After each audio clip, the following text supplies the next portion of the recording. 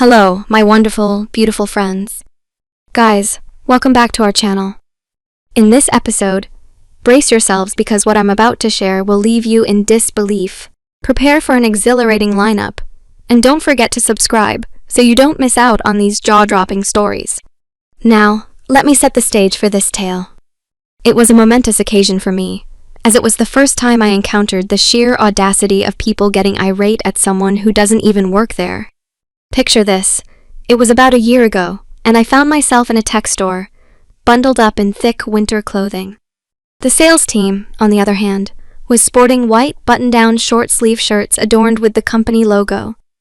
That's when an incident unfolded that took me by surprise. Approaching me was a man who demanded my assistance in selecting a new camera. Politely, I explained to him that I was just another customer and not an employee.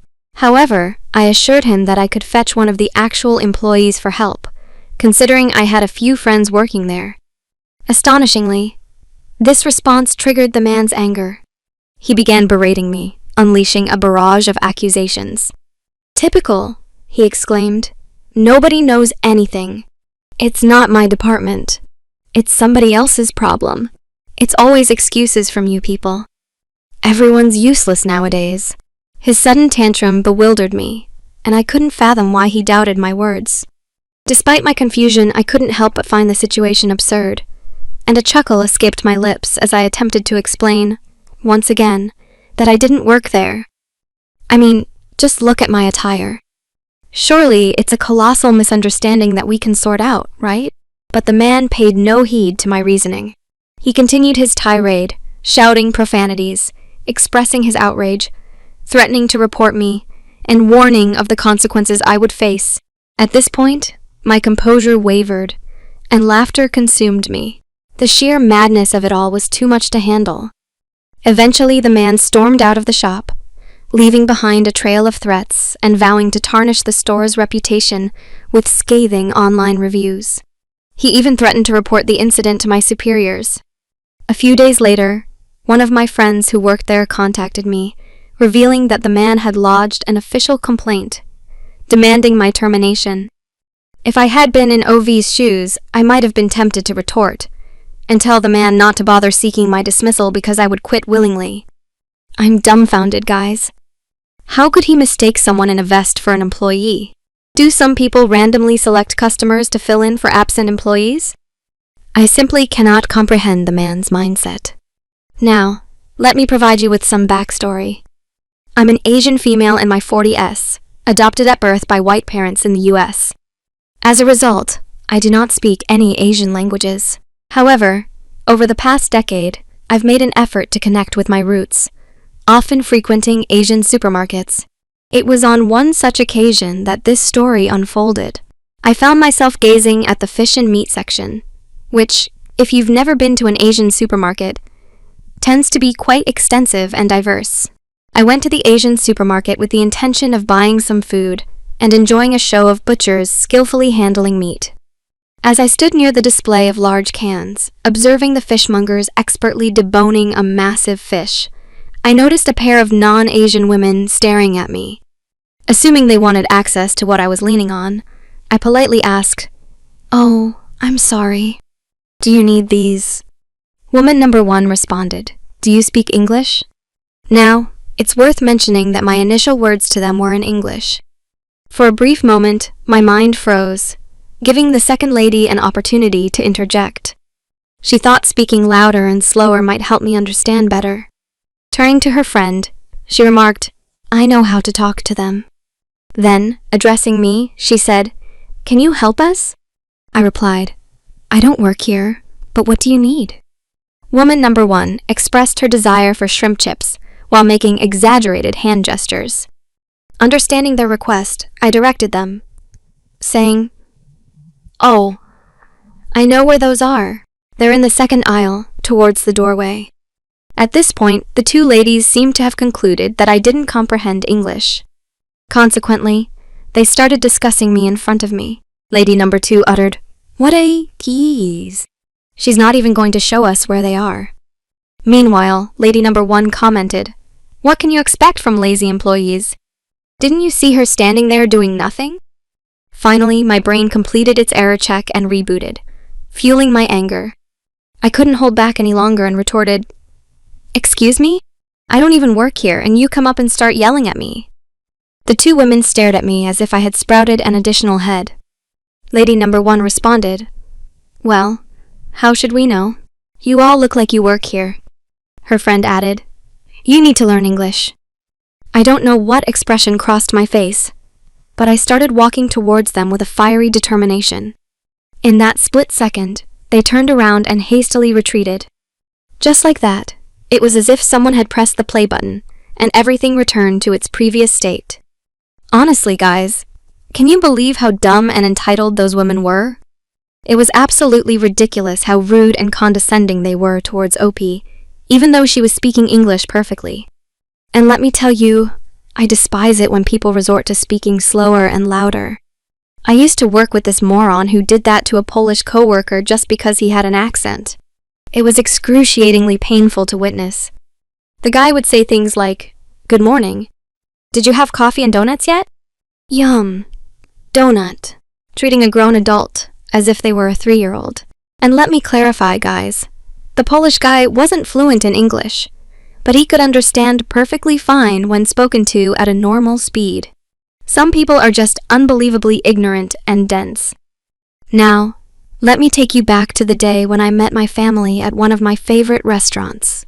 I was dressed in black dress pants, black shoes, and a black polo shirt because I had just come from the college choir, and that was the dress code. The restaurant was bustling with activity, and since I was friends with some of the staff, I decided to lend a hand by grabbing a towel and wiping down the table we were going to sit at.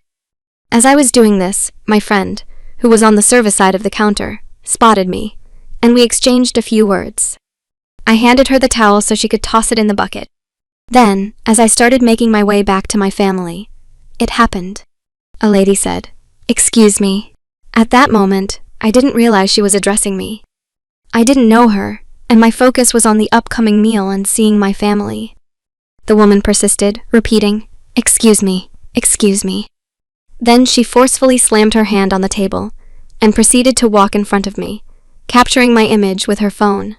She confronted me, saying, "Hi, I was wondering why you're ignoring me." She held the phone up to my face and began yelling, accusing me of ignoring her, talking to coworkers instead of doing my job, and refusing to assist her. Pointing towards my family's table, she continued her tirade, mentioning every white customer who arrived after me, claiming they had all been served while I supposedly neglected her. She insisted that I look at her own table, focusing the camera on it, and angrily demanded, "Did you wipe down the white family's table after they came in?" Overwhelmed and experiencing an anxiety attack, I struggled to speak and fought back tears due to the overwhelming sensory stimulation. I managed to respond, "Yes, I wiped it down," but before I could elaborate, she cut me off, asserting, "So you admit that you took care of that table while ignoring me because of my skin color?" Confused and taken aback, I protested, "What?" "No, I don't."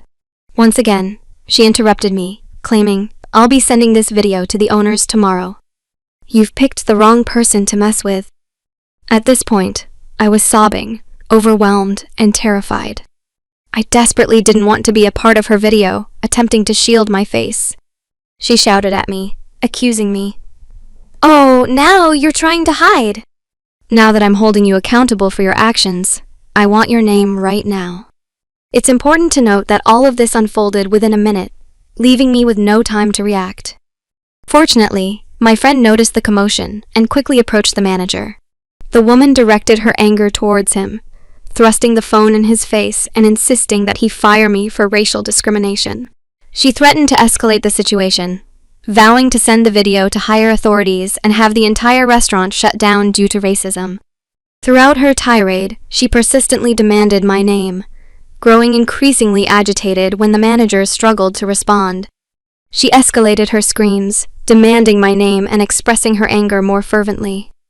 The manager, a soft-spoken man in his 30s, allowed her to vent her frustrations for what felt like an eternity. Just then, my mom arrived and approached us, asking if I was ready to return to our table. She sensed something was wrong. with my black attire resembling the restaurant's uniform. My mom understood the confusion.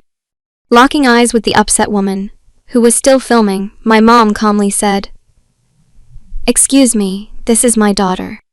I realize she may appear to work here because of her outfit, but I assure you she is not an employee. I apologize if you had a negative experience, but I will be taking my daughter back to our table now." The woman erupted, criticizing my mom's supposed entitlement and arguing that everyone, regardless of their skin color, deserves equal customer service. My mom immediately grasped the situation. I had been mistaken for an employee due to my attire. She continued addressing the woman directly, maintaining eye contact. If she doesn't work here, then why is she wiping down tables and interacting with the staff? Finally, my friend intervened, clarifying she's a regular customer. She was wiping down her own table. "It's busy," and I assured her it was fine. The woman was visibly embarrassed at this revelation and reluctantly lowered her camera. My mom offered her well wishes and attempted to talk over the woman's continued insistence that I should not give the impression of working there and should leave table cleaning to the staff, since that was their job. She guided me back to our table while the woman continued speaking. Eventually, she left after concluding her conversation with the manager. As a result, I ended up receiving a complimentary dessert that night as a gesture of goodwill. I genuinely hope she refrains from posting that video anywhere. Checking online daily since the incident has significantly heightened my anxiety. I must commend Opie's mom for her remarkable handling of the situation. Some fierce mothers out there would unleash their fury if a stranger dared to film and harass their child while screaming at them. I must also emphasize how quickly that woman resorted to pulling out her phone and accusing racism. It's satisfying to see her embarrass herself. A similar incident occurred a couple of years ago involving my cousin. Our family hails from Chile, and my cousin, being a light-skinned Latino, embarked on a combined vacation and work trip to the USA with his group of friends who were part of a traditional dance troupe. While in the USA, they were hired to perform at various events. On one of these occasions, they needed to quench their thirst and sought out a nearby store. My cousin entered the store wearing his dance outfit, distinct from Mexican chero attire, as this incident took place in May, just a few days prior to Cinco de Mayo. As he reached for a bottle of soda, a loud voice pierced the air. A woman screamed at him, exclaiming, "What the hell do you think you're doing?" Startled, my cousin turned around to face a petite white woman donning sunglasses and clothes that were clearly ill-fitting due to past indulgences. Confused, my cousin uttered, "What?" But the woman persisted, "Don't act ignorant. Who do you think you are wearing that outfit? Do you consider Mexican culture a mere decoration? Where is the store manager?" My cousin tried to respond, but before he could, the woman interrupted, scolding, "You're not innocent either. You work here, and how dare you participate in such a disrespectful act?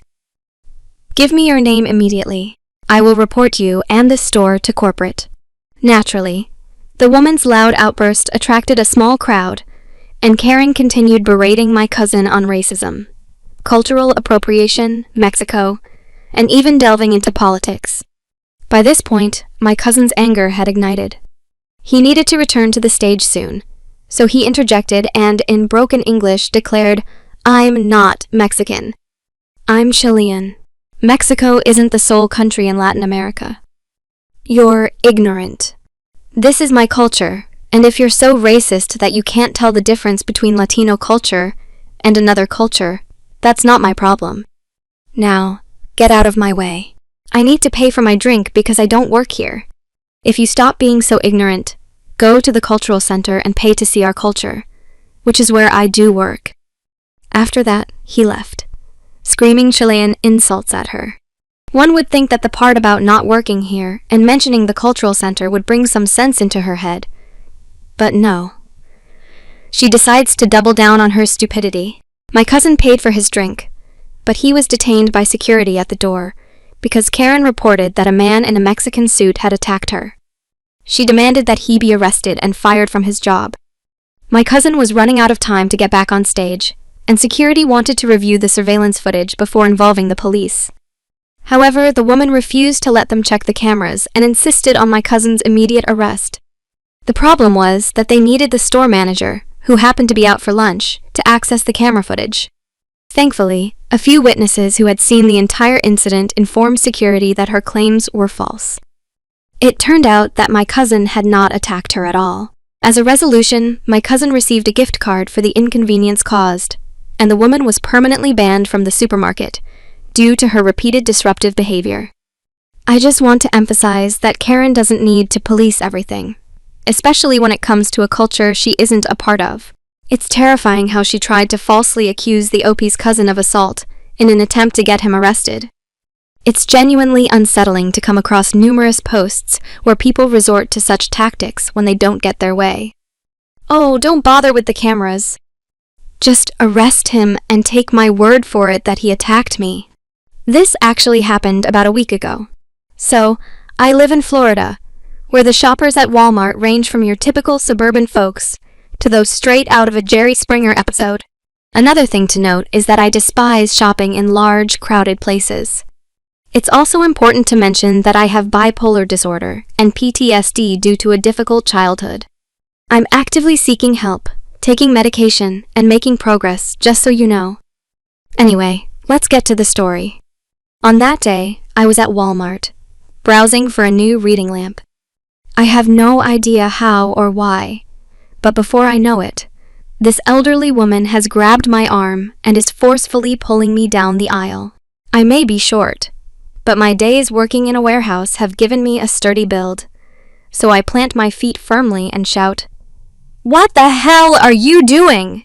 The woman scowls at me and starts yelling about how she can't find the damn chips she needs for her book club. She continues to scream, berating me for being lazy and accusing me of neglecting my job. It's the same old complaints I used to hear when I actually worked in retail. I try to reason with her, saying, "I don't work here," but she dismisses it, insisting, "Of course you do. You're just a lazy girl. I swear all you employees would get around on scooters if they let you." That's how damn lazy you are. Throughout this whole ordeal, I'm still yelling, "Get off me!"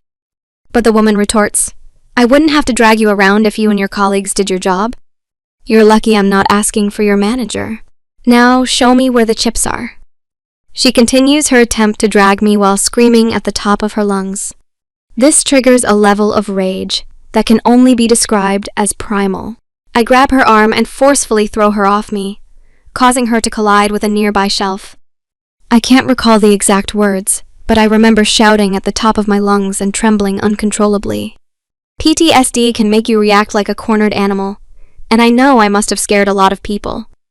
Initially, the woman appears shocked that someone would dare to assault her, even if it was in self-defense. But then she starts screaming back at me, matching my intensity, and I still can't believe what happened next. She starts ramming her shopping cart into my chest repeatedly, pushing it with all her might. She keeps hitting me with the cart over and over again. Now, I'm not proud of what I did next, but in that moment, I vaguely remember grabbing the cart, pushing it back into her, and flipping it over. Some of the items spilled out, and she fell to the floor, wailing about lawsuits and how I had injured her. I was trembling, and calming down seemed impossible. Just then, I felt a hand on my shoulder, and when I turned around, I saw an officer. Luckily for me, the officer was really understanding. He took me to the manager's office and offered me some chocolate milk to help me calm down while I recounted what had happened. At that point, I couldn't hold back the tears, fearing that I would end up in jail for causing a scene. The officer reassured me that it was the woman who would be going to jail. He had spoken to the manager and learned that she had a history of pulling these kinds of stunts and harassing employees.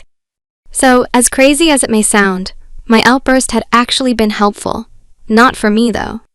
I still shake when I think about it. I've been in some unfortunate fights before, but I never imagined that I would be dragged into a full-on Wally World trash encounter. I'm relieved that the woman was arrested and justice was served, guys, because that was absolutely insane. Well done, lady. Now, instead of being late to your book club, you won't even be able to attend it. This incident took place last Friday. I had visited a lovely suburb in my city called Fremantle. It used to be a favorite spot for my nan and me, and now that she has passed away, I like to go there to reminisce about the good times. After having lunch, I decided to explore some of the sites I had been meaning to visit. That's when I got the idea to go to the Fremantle Shipwreck Museum.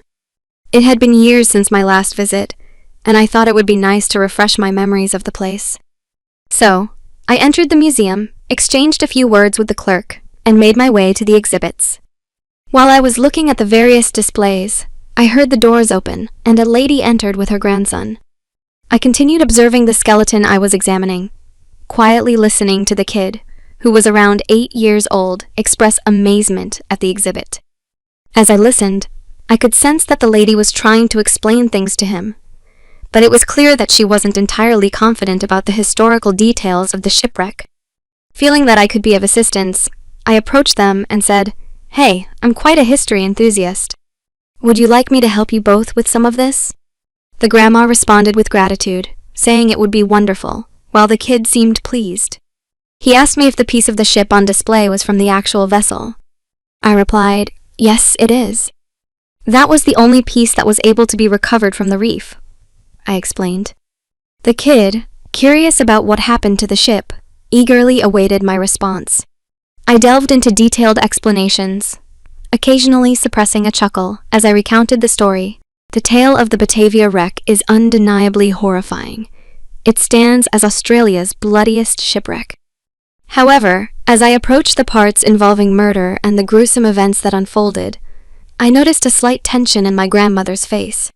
She seemed to anticipate what might come next, concerned that I would delve into the gory details. To ease her worries, I skillfully navigated around those aspects and shifted the conversation to other aspects of the wreck. When it became increasingly challenging to avoid discussing murder, I pointed towards one of the bronze cannons salvaged from the reef.